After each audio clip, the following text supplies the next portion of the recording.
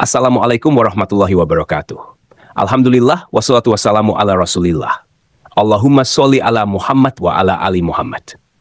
Teman-teman yang dirahmati Allah Subhanahu wa Ta'ala, video ini bertujuan sebagai edukasi, bukan untuk memperdebatkan perbedaan. Kami menyajikan berbagai pandangan ulama secara objektif, berdasarkan dalil dan metode masing-masing.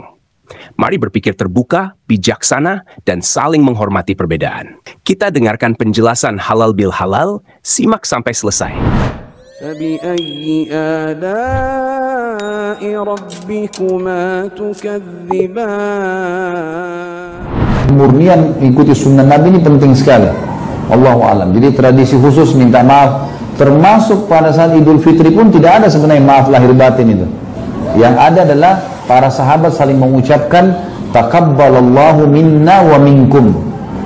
Artinya semoga Allah menerima dari kami dan dari kalian. Tentu saja orang-orang yang melakukan ini adalah perbuatan yang tidak disalahkan, kita tidak salahkan. Tetapi kalau mau murni sesuai dengan sunnah Nabi, maka tidak ada ibadah itu, ya. Berkumpul, saling bermaaf-maafan. Acara itu dibuat dan ditaja setiap bulan Syawal, saling bermaaf-maafan, dan kemudian kadang-kadang diadakan pengajian juga. Intinya sebagai sebuah rutinitas yang dikerjakan di bulan Syawal. Yang kita tahu sejauh ilmu yang ada pada kita, Rasulullah SAW tidak pernah mengajarkan, menganjurkan, dan tidak pernah mempraktekkan, apalagi melazimkan. Setiap bulan Syawal selalu ada acara itu. Maka yang kita ketahui seperti itu, hendaklah kita mengikuti Nabi kita Muhammad sallallahu alaihi wasallam, dan tidak membuat acara dalam agama ini yang tidak dibuat oleh Nabi kita Muhammad sallallahu alaihi wasallam, dan menjadikannya sesuatu yang rutin. Kalau kemudian suatu saat kita berkumpul tanpa ada rutinitas, kemudian kita makan-makan bersama dan tidak kita nisbatkan itu kepada agama, itu sah-sah saja, boleh dalam agama kita. Kita ada keinginan untuk memberi kaum muslimin makan, lalu kita undang makan ke rumah, lalu kemudian kita makan. Setelah selesai makan, orang yang makan pun mendoakan keberkahan makanan untuk kita yang telah mengundang mereka makan, lalu mereka pulang. Boleh di bulan apa saja. Namun kalau sudah dikhususkan, ada acara khusus di bulan khusus untuk suatu kegiatan khusus, dan itu dinisbatkan bahagian daripada agama, diikatkan kepada bahagian agama, maka butuh argumentasi yang jelas dan tegas dari Nabi bahwa itu adalah bahagian daripada agama. Kalau tidak, dikhawatirkan masuk ke dalam perbuatan bid'ah yang Rasulullah SAW suruh kita untuk menjauhinya. Wallahu a'lam. Ustadz, halal bihalal dicontohkan Rasul, masalah ekspresi kesenangan pada hari Lebaran ini bukan masalah ibadah, tapi masalah tradisi. Yang masalah ibadah adalah masalah solatnya. Solatnya silakan anda solat sesuai dengan ajaran Nabi SAW. Khutbah dulu baru kemudian solat dulu baru kemudian khutbah. Tidak boleh khutbah dulu baru solat, ini melanggar. Tidak boleh tatkala solat pakai adzan dan iqamat, karena solat itu tidak ada adzan dan iqamat. Tidak ada namanya solat tahiyatul lapangan, nggak ada.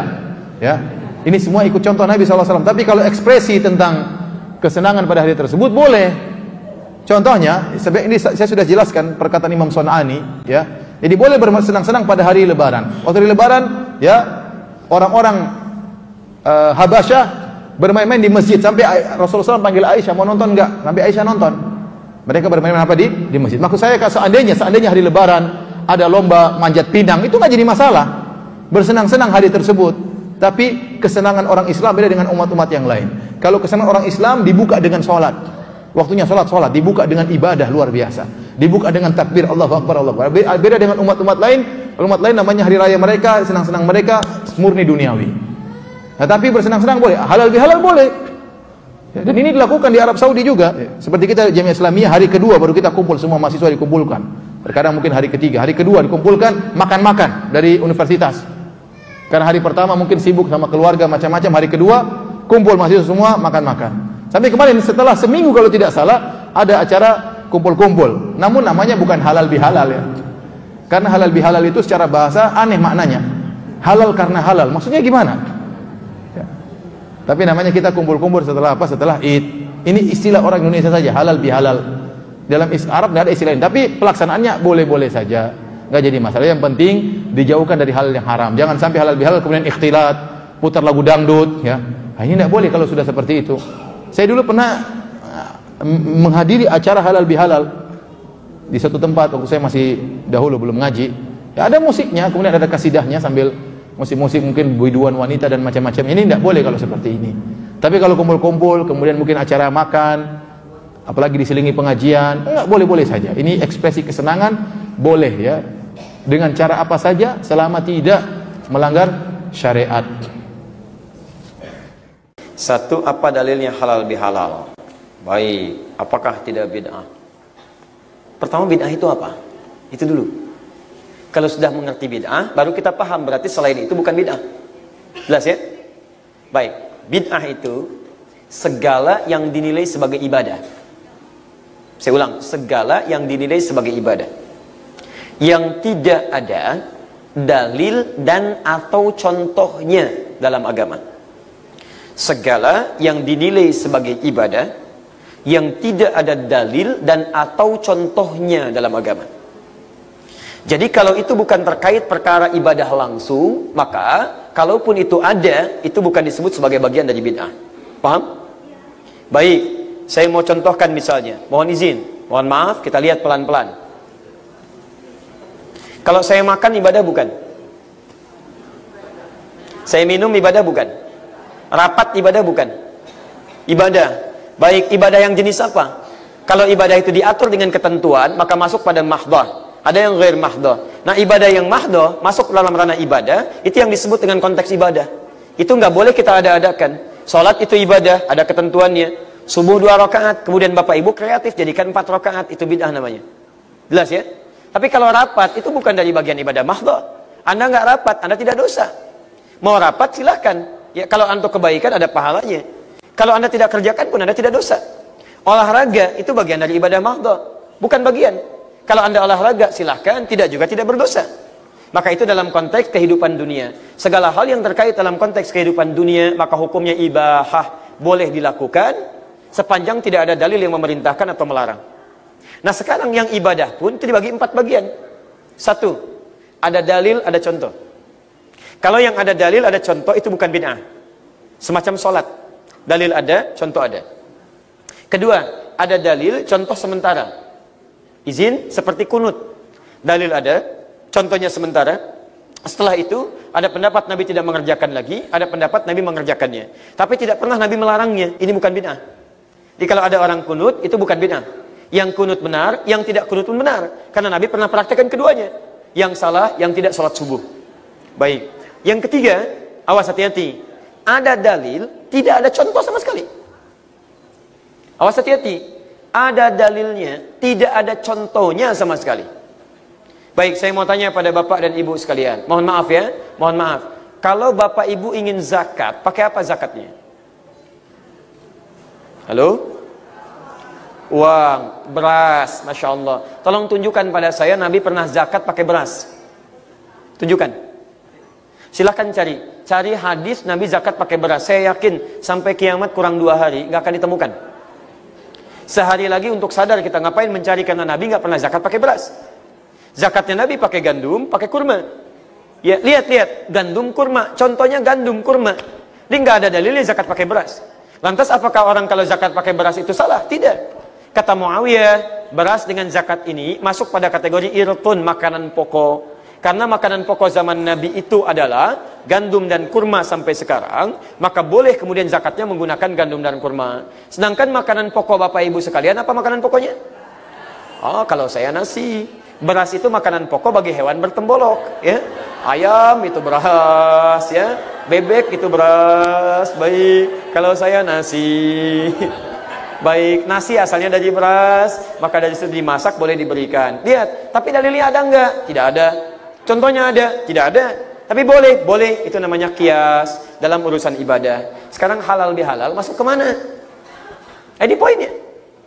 Kalau tidak masuk dalam kategori yang 4 ini, bukan dari bagian dari ibadah, maka dia masuk dalam hukum umum. Dalam hukum umum apa? Dalam kaidah akhlak, bisa masuk ke silaturahim, bisa masuk dalam bab hubungan baik antar sesama. Teknisnya bisa macam-macam, silahkan. Bisa bersalaman, bisa bertatap muka, bisa berdiskusi dalam kebaikan. Jadi masuk dalam bab umum saja. Jadi kalau disebut bid'ah, tidak.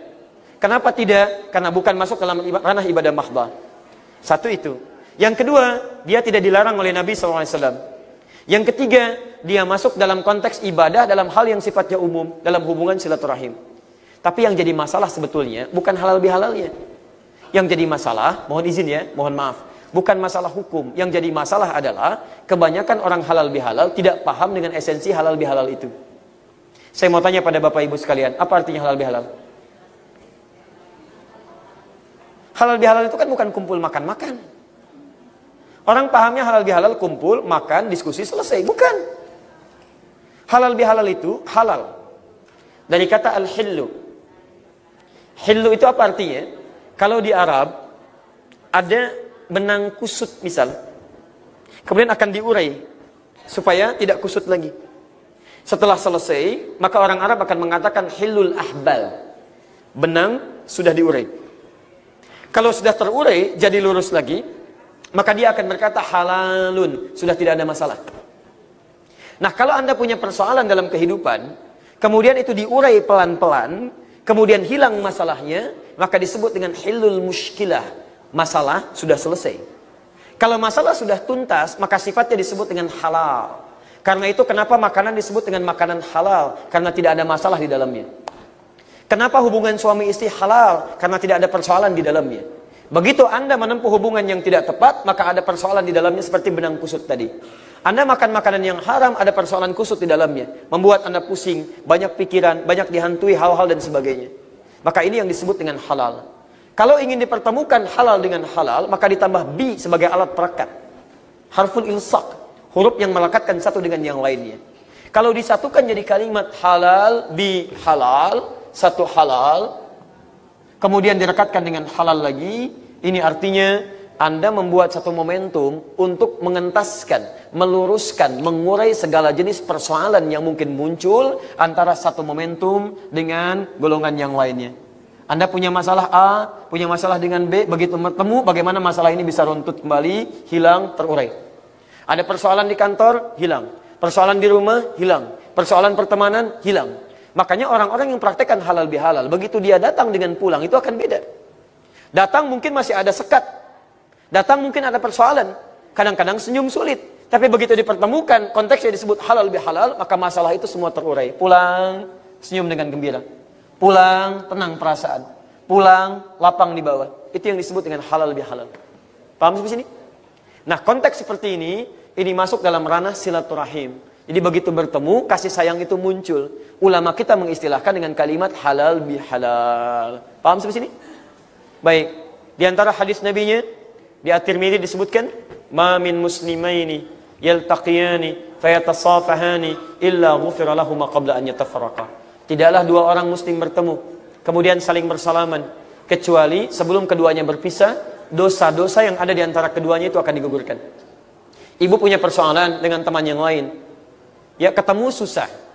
Komunikasi jarang. Dipaksa oleh Allah sebelum meninggal harus beres dulu. Kadang-kadang dibuat momentum sampai ketemu. Kalau sudah sampingan gak mau selesai juga, harus dibuat kemana lagi. Maka dipertemukan satu tempat, tiba-tiba bersalaman. Itu begitu salaman, dosa di antara keduanya seketika digugurkan oleh Allah Subhanahu wa Ta'ala. Kalau ada orang mau nyari dalil halal bihalal dalam Quran, nggak ada. Dalam hadis tidak ada. Karena tak ada dalam Quran, tak ada dalam hadis. Kalau gitu perbuatan halal bihalal ini bid'ah. Kan banyak orang bilang halal bihalal bid'ah. Kalau halal bihalal bid'ah, berarti yang ikut halal bihalal masuk neraka. Yang ngundang masuk neraka. Yang diundang masuk neraka. Yang paling panas nerakanya yang ceramah. Nah, jadi jangan terjebak pada casing. Karena tidak selama casing itu isinya tidak baik. Samalah seperti casing kongguan isinya rengginang.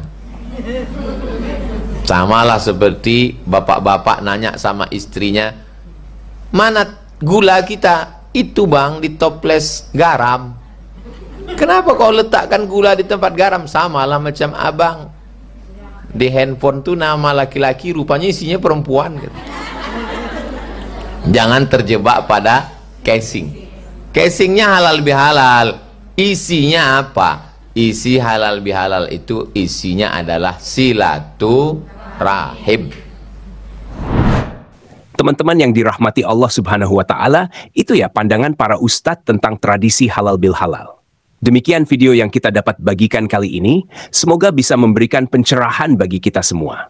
Mohon maaf jika ada kekurangan dan kesalahan. Barakallahu fikum. Assalamualaikum warahmatullahi wabarakatuh.